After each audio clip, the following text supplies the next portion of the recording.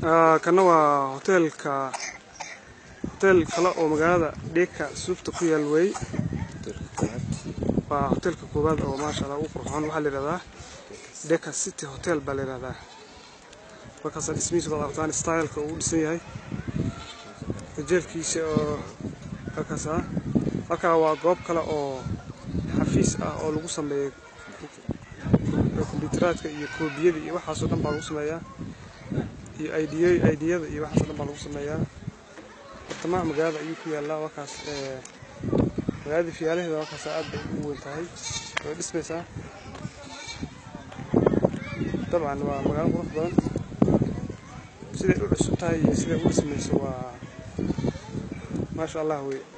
دولك دغنا بان سدا واسطay cid kale hadda banaanka ku timid ma jiraan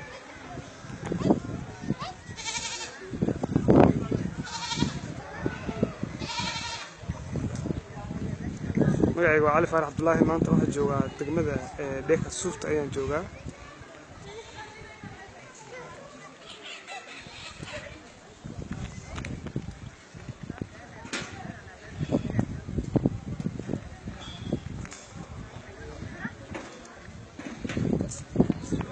Yeah.